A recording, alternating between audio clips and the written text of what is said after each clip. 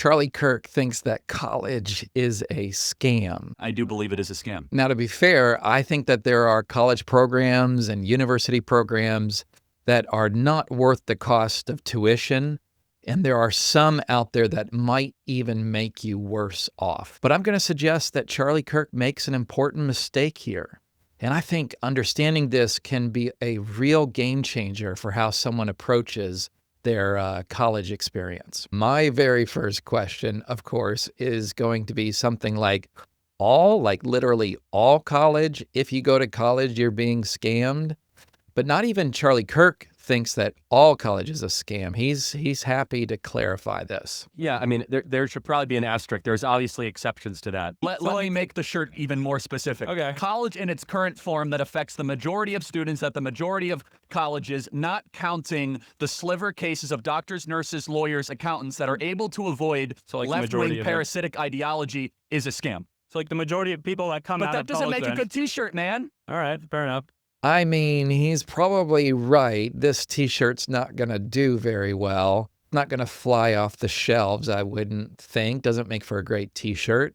But he does have an entire book that's titled The College Scam: How America's Universities Are Bankrupting and Brainwashing Away the Future of America's Youth. So not a lot of nuance there either. Now, full disclosure, I haven't read the book. I looked at getting a sample, but there's no Kindle version or anything on Amazon. All you could get was the hardback copy. And I'm probably, normally not going to get a book where the author has his picture on the cover of it. That's just one of my things. But there is a clear mistake that he makes in these comments, and I suspect is also made in the book as well, right? The sliver of people for whom Charlie Kirk thinks college is valuable are going to be doctors, lawyers, engineers, and accountants, right? Notice those with these good-paying jobs. These are good-paying jobs that require certain credentials. And so it seems like the only thing that he thinks college is good for is getting that credential so that you can then get this good-paying job. But okay, here's the mistake. It's thinking that college is primarily for getting a job. I mean, getting a job is really important, but is that what college is primarily for? Is it just simply getting that slip of paper that credentials you for a job, and hopefully a good-paying job at that? Now, he seems to clearly think that that is the role of college. Here's one place where he articulates this and some other things that I think are very revealing and very interesting. That's the best argument for why to go to college, is to get the piece of paper so you can get the credentials so you can maybe get the job. So everyone in the audience here, how many of you have had to take classes that are a waste of time that you wish you didn't have to take, that are a waste of money, and that every single hand goes up? Look around, look around, look around. No, look around. They're scamming every kid in this audience. They are forcing them to take classes that make them poorer, that take up their time in order to get the credential. That is an institutional scam. And by the way, every other part of life is all about your own customization. Your Netflix account, how you get your burrito bowl, from how you dress, your Amazon cart is you are in charge. But you come to college and they say you must go take these 3, 4, 5 classes that are very expensive, especially for you out-of-state students, to go further into debt, study things that don't matter, to find jobs that don't exist. I've watched a number of videos where he's talking about college and the value of college, and he makes literally no reference to education even.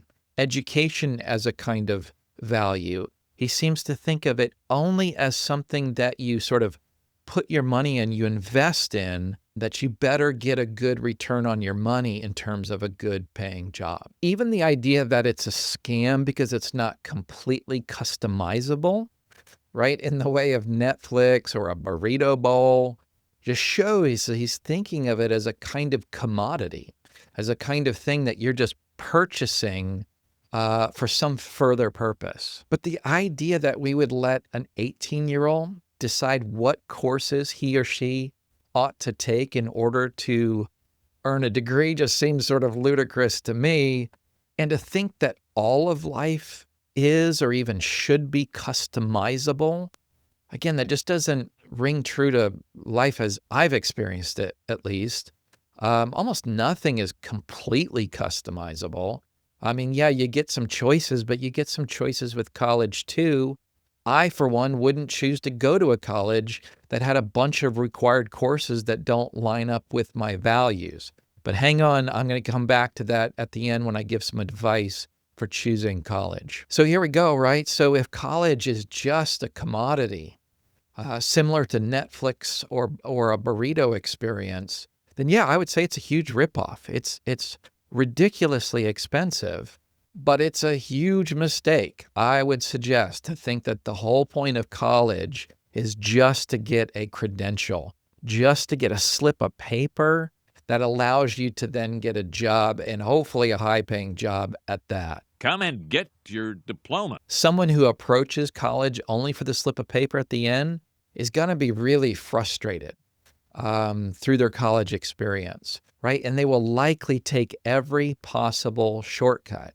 It's this kind of thinking that I think has led us to have this runaway problem of students cheating all along the way, or taking these shortcuts, things like AI and the rest of these opportunities, but especially AI today, right? We have this crazy phenomenon of students who are graduating college saying that they learn next to nothing because they just use ChatGPT the whole time.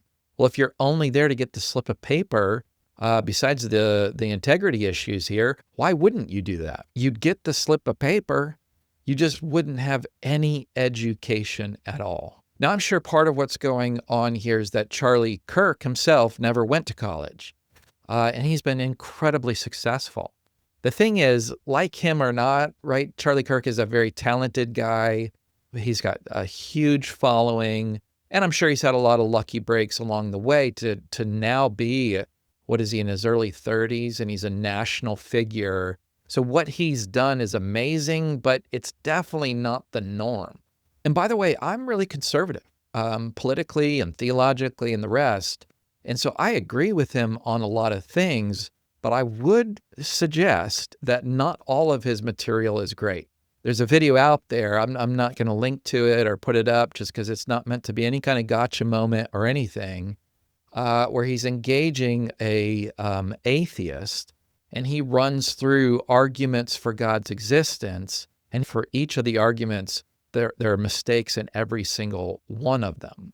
It's just sort of a jumbled mess. Now, again, this isn't his primary area, and I'm not trying to fault him for that, but I just want to suggest that for a topic like God's existence, right, which would be the area of philosophy of religion, and thinking about these pretty technical arguments for God's existence, it's really hard to become proficient at a topic like that when you're just self-taught or when you're just reading books. Can you do it? Well, of course you can, but there's something to be said about taking a course in a college or academic setting where you're going to have a professor who's walking you through much of the material, sort of framing it and helping you, pointing at things that are important to understand with that material, where you can ask questions and get immediate feedback from the professor. And ultimately, you're going to have to produce some work that you'll get feedback on and get a, grade. And there's also something to be said of doing that in a group of peers, fellow students who are reading the same material that you are, having to do some of the same work, and you're discussing it and you're getting feedback from them as well, right? I mean, it's an amazing thing when you have a great lecture, challenging lecture, let's say, and then you're talking to your friends in the class, and that conversation just keeps on going, spills over to coffee later, into the dorm room later at night, or whatever it may be. I mean, what a powerful educational experience of that I just don't think you can get being merely self-taught for a lot of those sorts of things. So what we notice is that in that there's this huge value for formation, right? Done well, I think that's an invaluable experience. And it's about the farthest thing from a scam. But is it going to help you get a job? Probably not. But is it going to be hugely, and again, like almost invaluable for your own development, for your own thinking, and so on? Absolutely. So what is college for? I'm going to suggest it's not primarily job preparation. It's nothing short of preparation for life. It's about becoming a certain kind of person and flourishing at being human. But will studying these topics be helpful for getting and doing a job well? I think absolutely. Education for the ancients was seen as what we would call an intrinsic good, a good in itself. Now, education, even for the ancients, would be seen as certainly good for other things, sort of further consequences, right? But just being educated is itself a good. In Plato's Republic, Socrates gives a kind of outline of goods, different sort of senses in which something could be called good. And there are things like pleasure that are, yeah, they're good in themselves, but they're not really good for anything else. Like you don't seek after pleasure, for some further purpose. It's just merely a good in itself or an intrinsic good. Socrates sees caring for the sick as something that's good really only for the results. I mean, if you're not, sort of succeeding in caring for someone, then what's the point in doing that activity? But there's this special class of things that are both good in themselves and good as a further means. And one of the ones that Socrates mentions there in the Republic is knowledge. So what's college good for? I think it's good as a means, there's no doubt. And we do want to have an eye towards a job and career and so on, but it's also just good in itself, right? Gaining knowledge, gaining an education, your own personal growth. It's for the skills to do life well and to flourish as a human being. These are clearly goods in themselves.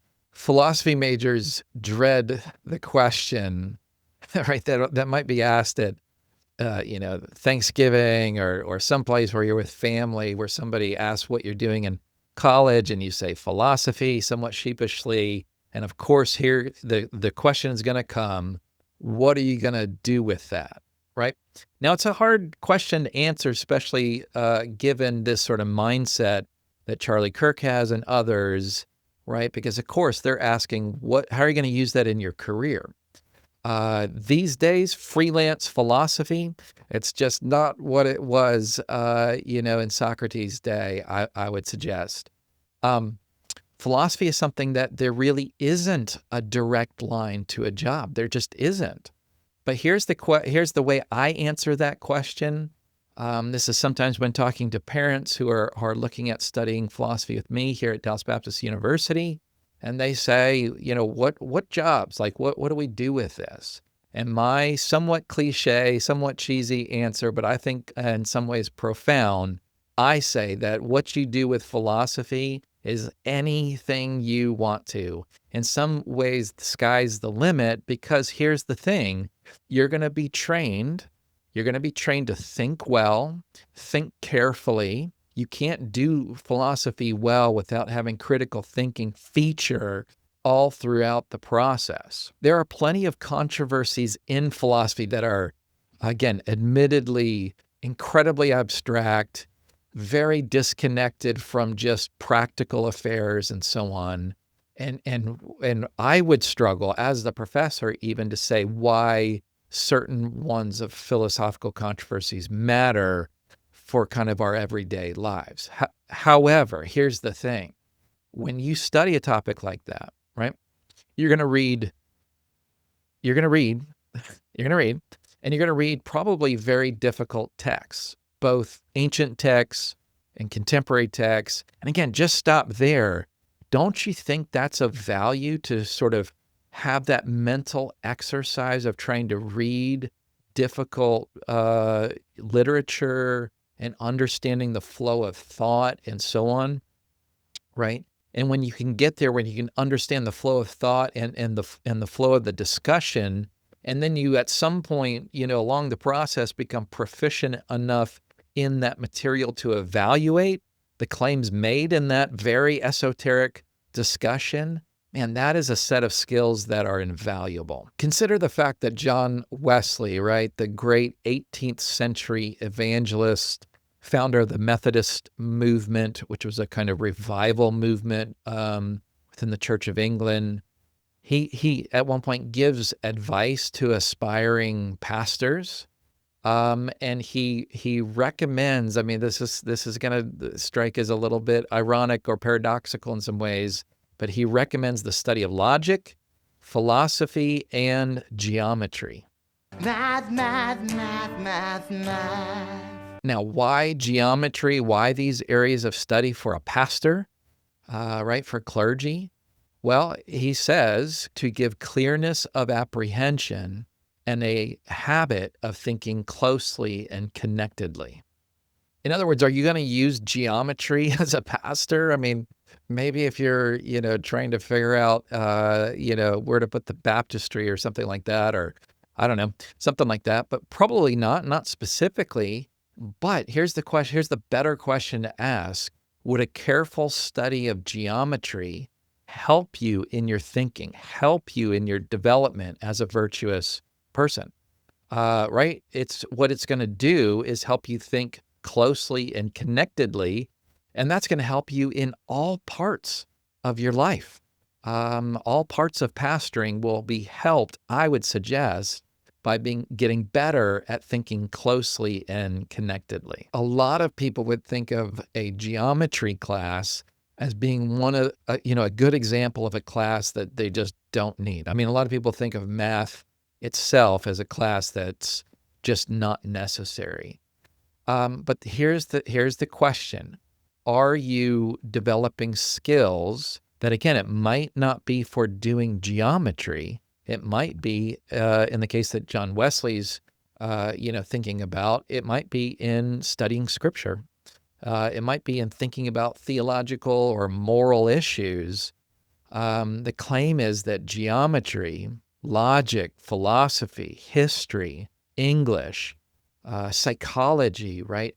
All these areas. Now, again, you might have a terrible professor. You might have a bad experience. It might be a waste of time, but it also might give you skills that will help you in all areas of life. What makes it hard here is that a lot of the skills that you get through your college experience are what we might call intangibles, right? You may not even realize how much you've grown from taking a particular class.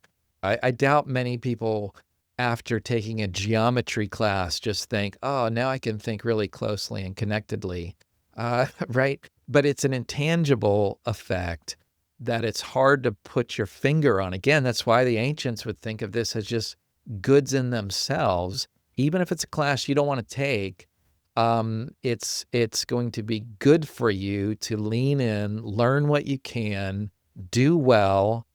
And again, I think there'll be a big impact on your life. Ultimately, students, when it's done well, are becoming more and more intellectually virtuous. Now, I'll be the first to say college is not for everyone. I, in fact, think that people should think about the trades and other opportunities that are out there, but I don't think that that's necessarily mutually exclusive for college. The only reason to think so is if you think college is primarily for getting a white-collar job, but it just isn't. Charlie Kirk mentions an article that he thinks all of us should read. There's an amazing article, and I encourage you to look at it. The New Class of Millionaires.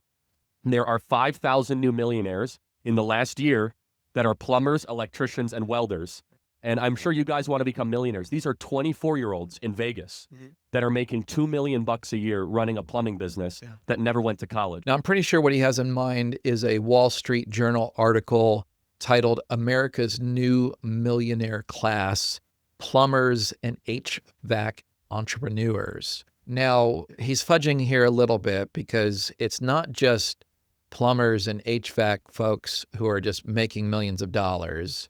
What it is that there's this rising number of folks that have a plumbing business, who are selling their, profitable business. So they're making money, of course, but the way in which they're becoming millionaires is by selling these companies to private equity firms, who are sort of snatching these up and are making sometimes millions of dollars on the sale of their small business.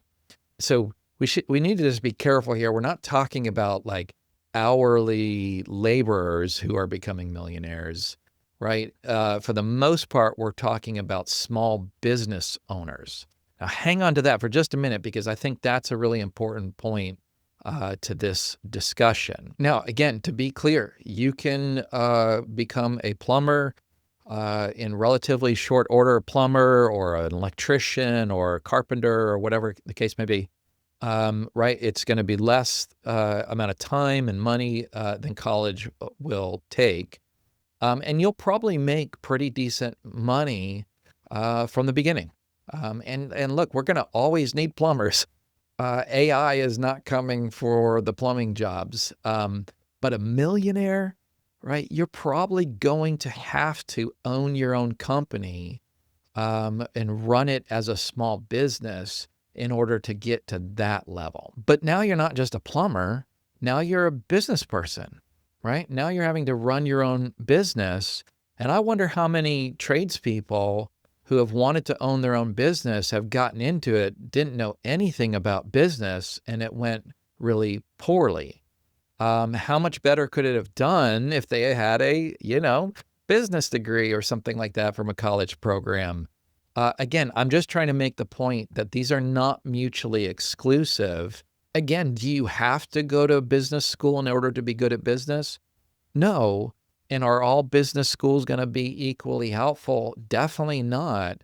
But I think you can really gain a lot from having a few years of study in an academic setting. Okay, let me give you some college advice. What I think you should do to have a really great experience in going to college. My first bit of advice would be to say, do it while you're young. Now, I'm not saying don't take a gap year or do something like that, but I would say if you think college is probably in your future, do it as young as you can. There are people that I know who have done it later in life and they've done well, but most of them, in fact, I can't think of one that hasn't said along the way that they regretted not getting it done while they are young. Advice number 2, I would say only go to college if you have a clear path to pay for it. I think this is a big part of what Charlie Kirk is wanting to say here, is that it's so expensive, and it is, and it's gone up a lot in recent years. The average debt burden for students today is $40,000, right? So they graduate from college, and that's average. So just think, you've got people lots above, and of course, folks that are below that mark, but tens of thousands of dollars of debt. And that can be a huge burden, where you're basically having to make a mortgage payment just on your school debt, and that can last 20, 30 years. And some colleges, right, are just so expensive. I think the most expensive college programs today are north of $70,000 a year for just tuition. That doesn't include room and board. Right? There's way more affordable options. And almost every university and college will have a financial aid department. There's so many scholarships out there today and various different grants and so on. They're just looking to help you out in paying for college. But whatever you do, I would just highly recommend don't go deeply in debt for college. Now, third bit of advice, and this is in some ways the most important one, is to choose a college that broadly aligns with your values. Right now, a university is meant to be broad. It's meant to have a lot of different views, a lot of different areas of study, and so on. But it also is meant to have a unity. So again, I don't know if this is the exact etymology of the word university, but you kind of have unity in diversity there put together. The idea being that there's, with all these different areas of study and all these different views represented, there's a kind of unity of value through it all. And if those unifying features are out of step with your values, then you could really struggle throughout. And so I'd suggest finding a school where the unifying values, kind of what that end product is intended to be, I would suggest finding a school that fits your values. Now, not every school is very explicit about this either. Sometimes they don't even necessarily have in mind who they're trying to produce, right? And I just wouldn't suggest going to that school. So what I would suggest doing is asking them, as you're talking to your recruiter, whoever else, ask them, what is the end product that you're going for in your university program, and then checking that with some folks who have gone through the program and seeing if it doesn't line up. I actually think that there are some colleges and universities that do seem to be producing people who are largely entitled, that have a kind of victim mentality, right? They think everybody is oppressing them and so on. They've created these safe spaces. They don't allow them to read certain books or to hear certain ideas. And I actually think that can be a harm to someone. And so you just need to go into it clear-eyed. You have to go into it knowing what sort of values that university has. You just need to go knowing that it could be pretty adversarial to your views. There just isn't a lot of what's sometimes called viewpoint diversity in some of these big schools. There's not freedom of thought. There's not freedom of expression. There's not freedom of speech. I actually think that you're going to, in some cases at least, find more freedom of speech, freedom of thought at smaller Christian universities, which I know for some that might sound crazy, but it will be less adversarial to you. I mean, people might try to change your mind, but that shouldn't be seen as a bad thing. In fact, I think that's a good thing, but you're accepted for who you are. At some of these big schools, you won't be accepted for your conservative values. So my suggestion is that you find a school that broadly aligns with your values, and you want it to be broad. Like, again, you want people to be disagreeing with you, to be pushing you, and so on. If it's too narrow, it just becomes a kind of echo chamber. But you want some broadness so that you're challenged, but you want it to broadly fit with your values. I just think you'll be much more successful. You'll be happier there, and you'll be pushed to in your views and pushed to grow because of its broadness. So is college a scam? I would say no. Even though there are plenty of colleges and universities out there that I wouldn't go to. I wouldn't spend tens of thousands of dollars to go to.